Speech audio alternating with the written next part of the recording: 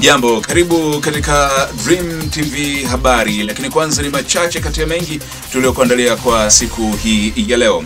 Wabunge wa Jamhuri ya Muungano wa Tanzania wametaka serikali kuangalia namna ya kuchakata pombe aina ya gongo kwa viwango salama vya matumizi ili kutumika kama chanzo cha kipato kwa wananchi. Mamlaka ya udhibiti wa usafiri ardhini LATRA mkoa wa Songwe imepiga marufuku mahubiri kwenye magari ya abiria.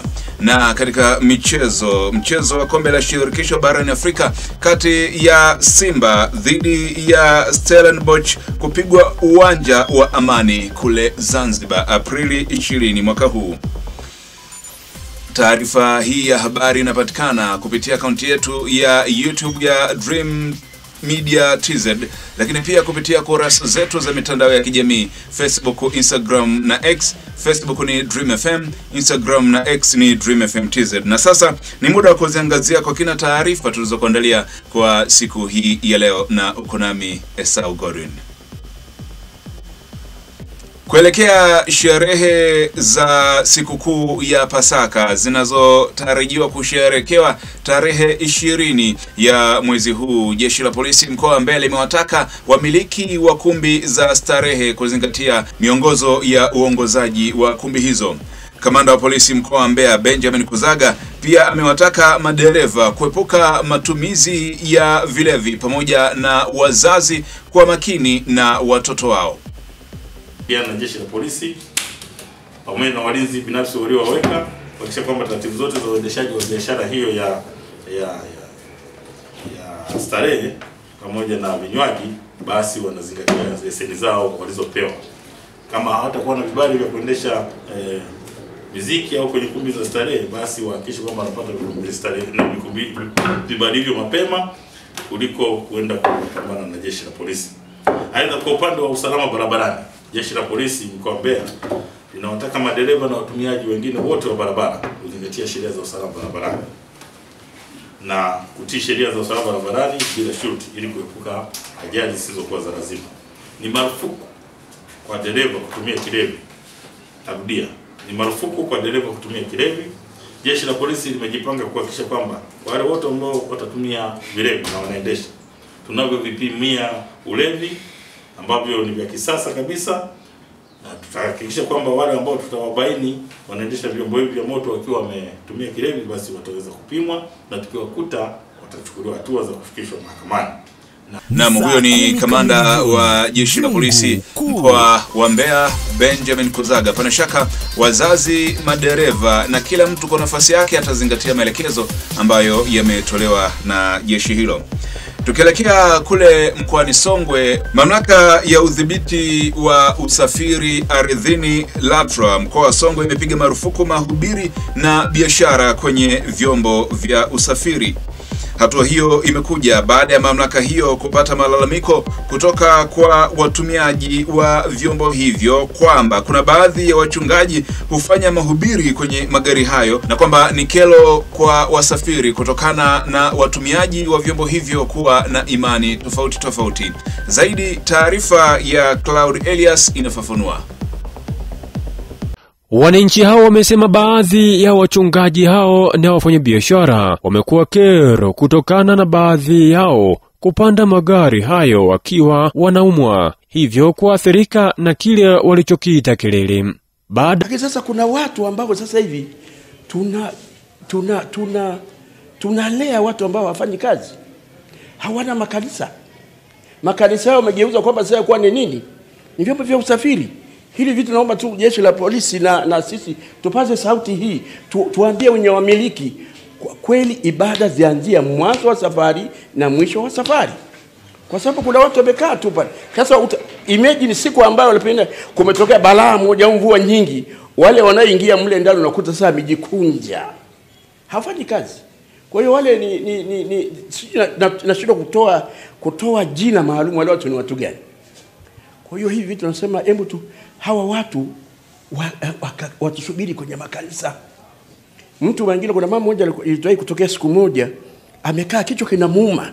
Sasa yule amefika pale ndio anaanza kutoa mahubiri yake. Kuna mnajua baadhi ya mahubiri mengine mtu anapata jazba ili apate nini? Apate sadaka pale. Sasa akamwambia, jamani bwana conductor, mimi namuomba huyu bwana apunguze sauti, mimi naumwa. Utapona kwa uwezo. Sasa hakupona. Kwa hiyo nilikuwa naomba hili nalo tulitazame, naye ni moja ya changamoto ambayo inafanya nini? Inayewasumbua abiria. Ya malalamiko hayo, meneja wa LATRA mkoani humo Blongwa amesema kanuni za LATRA zimekataza shughuli kama hizo kufanyika kwenye magari ya abiria, na kwamba kama kuna ulazima mahubiri yafanyike kabla ya safari kuanza.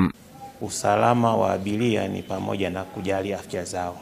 Lakini mzee ameongea kitu kimoja cha msingi sana kuhusu mahubiri ya dini kwenye mabasi. Kanuni na sheria za LATRA za usafirishaji zinakataza, na wafanyabiashara tumelifanya sana, na wakati mwingine kama anavyosema mzee wanasumbua abiria wengine. Ameongea kitu cha msingi, na ndio maelekezo kwamba kama unataka kutoa hayo mahubiri au biashara, basi yafanyike kabla gari kuondoka na isiwe ndani ya gari. Kwa mfano afanya biashara, hauna lazima kuingia ndani ya gari. Funga kwenye dirisha. Biashara yako utangaze, mwenye mahitaji atashuka, watu kila dirishani anunue. Na kama ni mhubiri basi ombea. Lakini nashukuru kwa wenye baadhi ya mabasi hasa masafa marefu, hizo huduma za maombi zinafanywa na hudumu wa mabasi. Hata hivyo amesema kama LATRA wamekuwa wakitoa mafunzo kwa makondakta na namna ya kutoa huduma bora kwa abiria, huku akiwataka makondakta na madereva kuhakikisha wanahudhuria mafunzo hayo muhimu. Serikali sasa hivi imeshatangaza kwa maana mamlaka, kuna vyuo ambavyo vimekubaliwa kutoa mafunzo ya makondakta kwa ajili ya kuwapa elimu ya kutoa huduma bora kwa abiria. Mwezi uliopita tarehe 24 kulikuwa na mafunzo hapo Mbeya, tuwashirikisha wamiliki, na baadhi ya wamiliki waliwapeleka watu wao kwa ajili ya kupata elimu ya customer care. Na kweli ukiingia kwenye basi ambalo kondakta wake amehudhuria mafunzo ya ukondakta ya kutoa huduma bora kwa abiria, ni tofauti na ukienda kwenye basi ambalo kondakta wake hajahudhuria mafunzo. Kwa hiyo msitiza mamlaka sasa hivi ni wahudumu na madereva kuhudhuria mafunzo ya madereva mahiri, lakini makondakta kutoa huduma bora. Kwa mfano ukipanda kwenye basi la NBC, kwa sababu kuna baadhi ya abiria sasa hivi kumwambia wanapanda gari fulani, atapanda gari jingine baada ya kukosa nafasi kwenye gari fulani. Kwa hiyo ina faida kwa wasafirishaji, lakini pia ina faida kwa walaji wa huduma ya usafiri. Kwa hiyo pia tunapokwenda kutoa hii huduma, elimu kwa abiria na wahuduma mabasi, tusisitize hilo pia, tusaidiane, kwa sababu sisi ni mabalozi wa usalama barabarani. Kwa sababu afya zetu tunapokuwa tunatumia vyombo, mazingira ya maeneo tunapotumia huduma ya usafiri, lakini makondakta kushiriki kwenye mafunzo ya utoaji wa huduma bora kwa wateja au abiria tunao wahudumia.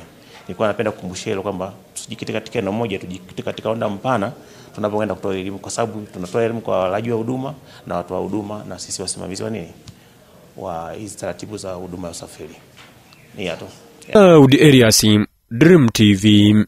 Swala la kuhalalisha na kupunguziwa makali kwa pombe ya kienyeji aina ya gongo ili kutumika kama chanzo cha kipato kwa wananchi limeendelea kuibuka, na wabunge ambao wanaitaka serikali kuangalia namna ya kuchakata pombe hiyo kwa viwango salama kwa ajili ya matumizi.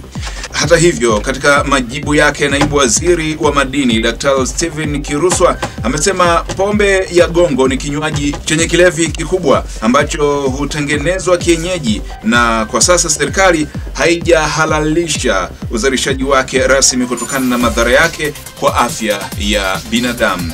Taarifa ya Brown Tinda inafafanua zaidi. Leo Aprili 15 mwaka huu bungeni jijini Dodoma, mbunge wa jimbo la Momba Condesta Sichalwe ameuliza Wizara ya Viwanda na Biashara kuhusu idadi ya mitambo iliyosambazwa kwa wananchi wanaojihusisha na uzalishaji wa pombe ya gongo. Swali langu la pili, kwa kuwa ambacho kinazidi kwenye gongo ni zile kemikali kati ya ethano na mesano, Ni kweli kwa kutumia wataalamu wetu kuwafata maprofesa pale Chuo Kikuu Dar es Salaam ambao wameshafanya utafiti, tumeshindwa kuendelea na zoezi hili ili kwenda kuwafundisha wananchi walioko kule chini ambao wanatengeneza kinywaji hiki ili waweze kupata pombe bora gongo mfano wa konyagi ambayo inazalishwa hapa nchini kwetu, ili kuendelea kuifanya gongo ni kinywaji haramu, kuendelea kukimbizana na wananchi, na ili hali wananchi kinywaji hiki wanakipenda na hivi tunavyoongea wanaendelea kunywa. Asante. Akijibu swali hilo kwa niaba ya wizara hiyo, naibu waziri wa madini Daktari Steven Kiluswa amesema pombe ya gongo ni kinywaji chenye kilevi kikubwa ambacho hutengenezwa kienyeji, na kwa sasa serikali haijahalalisha uzalishaji wake rasmi kutokana na madhara yake kwa afya ya binadamu. Katika la pili la wajibu wa taasisi zetu za kitafiti kuweza kuchakata na kutengeneza formula ya kutengeneza pombe salama kutokana na pombe za kienyeji, zoezi hili linaendelea. Nimejibu katika majibu ya swali la msingi kwamba kuna taasisi hizi za serikali, TBS, SIDO, Kamatek, wameendelea kufanya utafiti na kutengeneza mitambo ambayo inatengeneza pombe kali za kienyeji ambazo zinapokidhi vigezo vinaruhusiwa masokoni, na wajibu wa kila mnywaji ni kunywa kwa kiasi asiyeharibu afya yake, maana hakuna pombe ambayo itakuacha salama hata kama inafikia viwango kama utakunywa bila ustaarabu. Brown Tinda, na hii ni Dream TV. Mtazamaji wa Dream TV, endelea kufuatilia akaunti yetu ya YouTube ya Dream Media TZ, lakini pia kutufuata kwenye kurasa zetu za mitandao ya kijamii, Facebook, Instagram na X. Facebook ni Dream FM, Instagram na X ni Dream FM TZ. Na sasa tuziangazie taarifa za mataifa mbalimbali kama zinavyoletwa kwako na Ana Msumeno.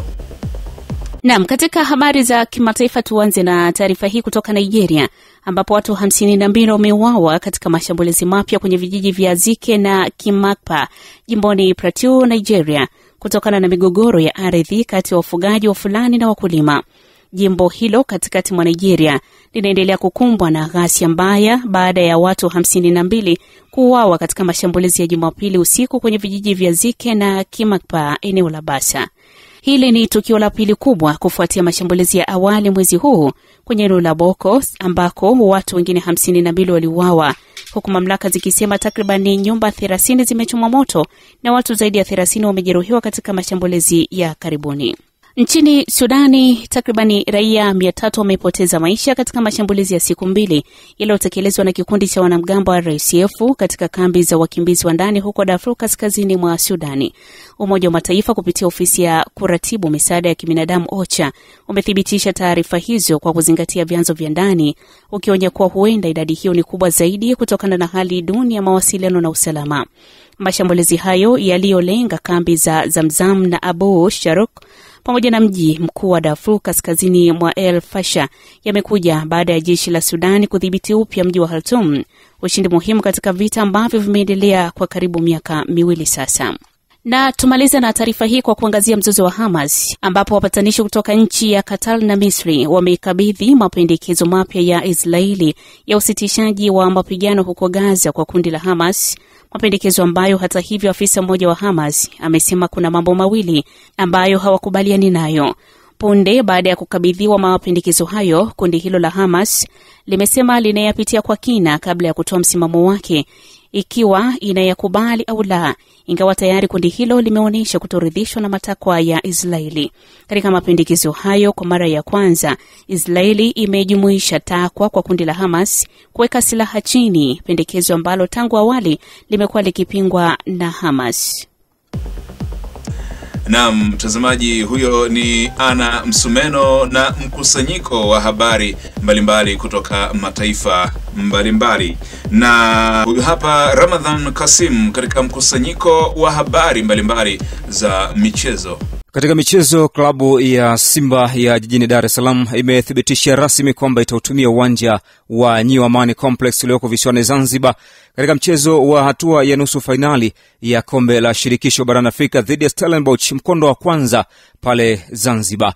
Akizungumza hii leo, meneja wa kitengo cha habari na mawasiliano wa klabu ya Simba Ahmed Ali amewataka mashabiki kuwa na imani na timu yao, huku wakitembea na kauli mbiu ya kwamba hatuishi hapa, ikiwa ni mwendelezo wa kauli mbiu ambayo walikwenda nayo kwenye mchezo wa robo fainali kuvuka kwenda hatua ya nusu fainali iliyokuwa ikisema hii tunavuka. Wakati huo mbunge wa jimbo la Makete kule mkoani Njombe ambaye pia ni mwanachama wa klabu ya Simba Festo Sanga ameendelea kuwa na imani na timu yake, huku akiwataka mashabiki na wanachama wa klabu ya Simba kuendelea kuwaunga mkono katika mchezo huo wa hatua ya nusu fainali, wakiwaza fainali ya michuano ya kombe la shirikisho barani Afrika.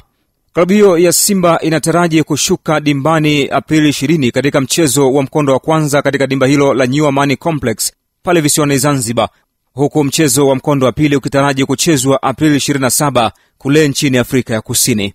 Kimataifa, usiku wa leo ni ule usiku wa mabingwa barani Ulaya ambapo michezo miwili inakwenda kupigwa ya hatua ya robo finali. Aston Villa wao wanawakaribisha Paris Saint-Germain ama PSG katika uwanja wa Villa Park pale nchini Uingereza, ambapo katika mchezo wa mkondo wa kwanza uliopigwa kule nchini Ufaransa, Aston Villa waliruhusu goli 3-1. Hivyo kwenye matokeo ya jumla mpaka sasa PSG wanaongoza goli 3-1. Kinachosubiriwa ni mchezo huu ambao unapigwa usiku wa leo, huku wengi wakijiuliza kwamba Aston Villa wana uwezo wa kupindua matokeo haya mbele ya PSG. Lakini nikukumbushe kauli ya kocha mkuu wa Aston Villa Unai Emery, ambaye amewaambia vijana wake hii ndio nafasi pekee kwao kuandika historia barani Ulaya. Sambamba na mchezo huo, mchezo mwingine ambao unasubiriwa kwa hamu kubwa na wapenda soka kote ulimwenguni ni mchezo kati ya Borussia Dortmund dhidi ya FC Barcelona ya pale nchini Uhispania. Katika matokeo ya awali pale New Camp nchini Hispania, Barcelona walijikusanyia magoli 4 na hivyo kujitengenezea mazingira rafiki kusonga mbele katika michuano hiyo mikubwa barani Ulaya. Dortmund wana swali la kujiuliza hii leo. Je, unaweza kupindua matokeo hayo ya goli 4 na kupata ushindi wa goli 5 pengine na kuendelea ili kuvuka katika hatua ya nusu fainali? Wote hatujui. Mimi ni Ramadhani Kasim na hii ni Dream TV. Mtazamaji, mkusanyiko wa habari mbalimbali za michezo unatupa nafasi ya kuhitimisha Dream Habari kwa siku hii ya leo. Lakini kabla ya kuhitimisha, nikukumbushe tena machache kati ya mengi tuliokuwa nayo kwa siku ya hii leo. Wabunge wa Jamhuri ya Muungano wa Tanzania wameitaka serikali kuangalia namna ya kuchakata pombe aina ya gongo kwa viwango salama vya matumizi ili kutumika kama chanzo cha kipato kwa wananchi. Mamlaka ya udhibiti wa usafiri ardhini LATRA mkoa wa Songwe imepiga marufuku mahubiri na biashara kwenye magari ya abiria. Na katika mchezo wa kombe la shirikisho barani Afrika kati ya Simba dhidi ya Stellenbosch kupigwa uwanja wa Amani Zanzibar Aprili 20 mwaka huu. Na huo ndio mwisho wa Dream TV Habari. Endelea kutufuatilia kwenye akaunti yetu ya YouTube ya Dream Media TZ, lakini pia kupitia kurasa zetu za mitandao ya kijamii Facebook, Instagram na X. Facebook ni Dream FM, Instagram na X ni Dream FM TZ. Bye bye.